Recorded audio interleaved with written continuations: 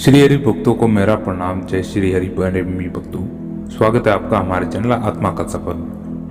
देखिए 5 day technique यानी ब्रह्म मुहूर्त में ध्यान करने की सर्वाधिक उत्तम विधि मैं आपको बताने वाला हूँ। सर्वाधिक उत्तम विधि, इसको सर्वाधिक उत्तम इसलिए कहा गया है क्योंकि हर प्रत्येक व्यक्ति इसको करता है। यानी ब्रह्म मुहूर्त में ध्यान कैसे करे, इस प्रकार की विधि है।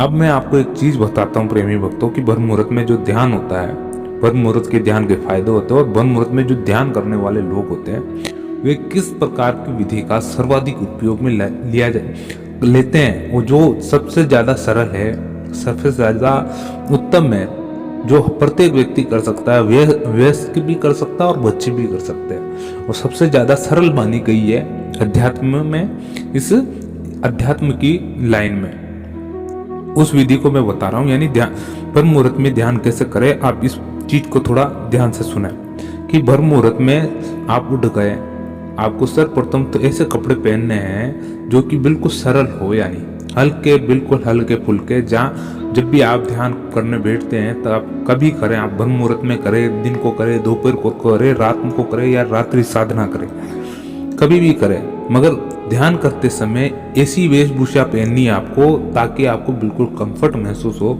ऐसा अनकंफर्ट महसूस ना हो।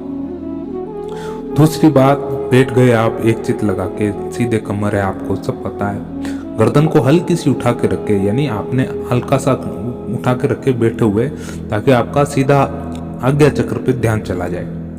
उसके पश्चात क्या होता प्रेमी भक्तों, आपको धीरे धीरे धीरे श्वास आ रही है, जा रही है, आ रही है, जा रही है, इस पर ही ध्यान दे। कम से कम 10-15 मिनट तक किसी पर ही ध्यान दे। आपके जो मन होता है ना, इसको इस पर लगा दे, यानी उसको उस दिशा में भटका दे कि आखिरकार सांस आ रही तो आ रही कैसे, जा रही है तो जा रही कैसे, किस माध्यम, क्या स्रोत है इसका आने और जाने का, कहाँ से स्टार्ट हो रही है और कहाँ पर एंड हो रही है। ये इस तरह से उसको उलझा दे मन को। ऐसे उलझा दोगे आप मन को तो क्या मन भी आपका ज्यादातर भागेगा नहीं, यानी उस जगह पर टिक जाएगा आपका मन। यानी श्वास अंदर भीतर जा रही है और बाहर आ रही है, इस पर ध्यान ज्यादा दें।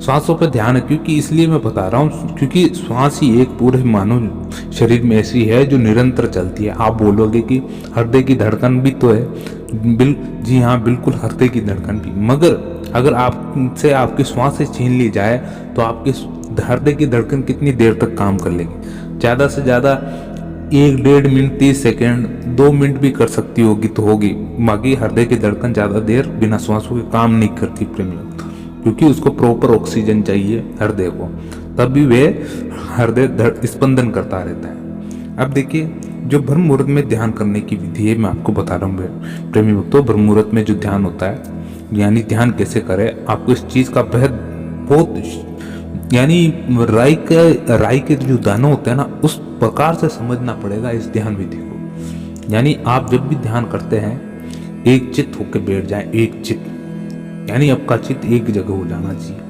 इस प्रकार विधि। अब किस प्रकार से करना है, एक चित्त किस प्रकार से लगाना है? सर्वप्रथम तो आपका जो चित्त होता है ना, जो बार बार भटक जाता है, उसको एक जगह कर लेना चाहिए। माध्यम क्या है? सर्वप्रथम माध्यम यह है कि आपका अगर एक चित्त नहीं होता है, भटक जाता है बार बार, तो कहीं पर भी आप बैठे हैं तो इसका एक सरल मार्ग होता है कि एक प्लेन सी दीवार है, उस पर अगर हल्का सा एक डॉट भी बना लेते हैं आप, एक डॉट बना के आप उसको भीतर बार बार देखते रहते हैं, लगातार देखते रहते हैं, तो क्या होता है कि आपके सर में भी दर्द हो जाता है। तो उसको थोड़ा थोड़ा समय तक देखें, यानी 1 मिनट तक देख ले, वापस आप रेस्ट कर लें, वापस 1 मिनट तक रेस्ट कर लें। वो सबसे उत्तम विधि होती है कि इस चित्त को एक जगह रखने के लिए, यानी उगता हुआ सूर्य दिखे।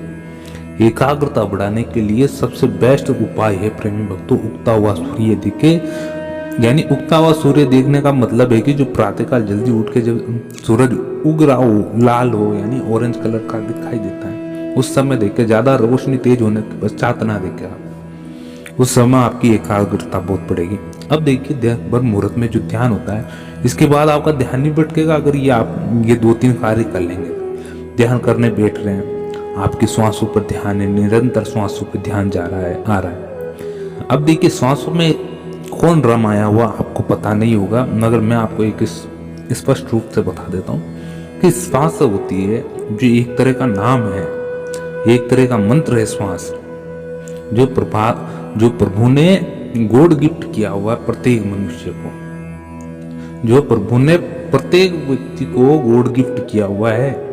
ये जो मंत्र है, श्वासों का मंत्र, प्रत्येक व्यक्ति को गॉड गिफ्ट किया हुआ है, प्रत्येक व्यक्ति को, मगर इसको समझते काफी कम। यानी आज ऐसे मान के चले कि जो 100% लोग हैं दुनिया में, उसमें से 5 या 3% ही व्यक्ति होते हैं जो समझ पाते हैं इस प्रक्रिया के बारे में, इस मंत्र के बारे में समझ पाते। और लाखों में से एक भक्त होता है, वो जो बिरला होता है, वो प्रभु को पा जाता है। लाखों में से, वो भी देखिए, लाखों में से एक भक्त होता है जो प्रभु को पाता है। सोचिए, क्या किसी ने कहा है तो खूब ही कहा होगा कि लाखों में से, कितनी भीड़ में से केवल एक मनुष्य होता है जो प्रभु को पाता है। प्रेमी भक्तों, श्वासों पर निरंतर ध्यान दे, श्वासों का अंदर जाना भीतर आना, अंदर जाना भीतर आना।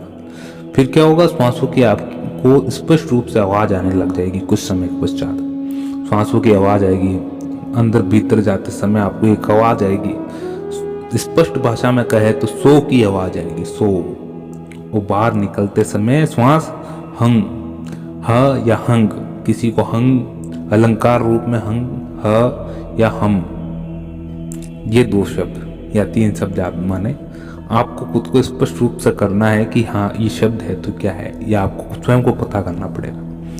इस चीज पर आपको निरंतर ध्यान देना है। अगर आपको इस चीज पर ध्यान देने में ज्यादा ऐसे बोलते हैं कि इंटरेस्ट, या फिर आप बोलते हैं नहीं इसमें ज्यादा अच्छा नहीं लग रहा है, तो आपके जो इष्ट हैं, अर्थात आपके जो भी इष्ट हैं, प्रभु राम है, कृष्ण है, हरि है, विष्णु, शिव जी है, माता जी है, अम्बे माता है, दुर्गा माता है, तो उनका नाम जोड़ लें श्वासों के माध्यम से।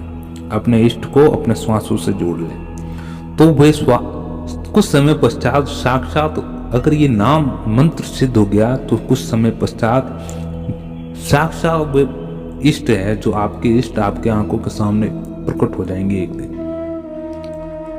मगर इस विधि में, इस प्रक्रिया में थोड़ा समय लगता है प्रेमी भक्तों। ऐसा नहीं कि आज कर लिया, आपको 5 दिन बाद, 10 दिन बाद कि हाँ मुझको तो अब मेरे को बिल्कुल सही लाइन पर, आपके क्या मानव प्रवृत्ति होती है कि कुछ चीज अगर निरंतर कर लेता, सही तरीके से कर लेता है ना, तो अहम आ जाता है उसमें थोड़ा सा कि नहीं अब तो मुझको मिल जाना चाहिए, अब तो मैंने तो ये 5-10 दिन हो गए, 15 दिन हो गए, महीने भर हो गए, मैं तो इतने बढ़िया तरीके से कर रहा हूँ, अब तो मुझे मिलेगा। अहम आ जाता कुछ समय पश्चात, इसको अहम कहा जाता है। अहम मत कीजिए, क्योंकि आपसे भी बड़े बड़े साधु संत ऋषि होके चले गए इस दुनिया में, जो उन्होंने कठोर तपस्या की, कुछ ना कुछ कहा, सहा, अपने शारीरिक तप किया, साधनाएं की, मगर अहम नहीं आने दिया आपने।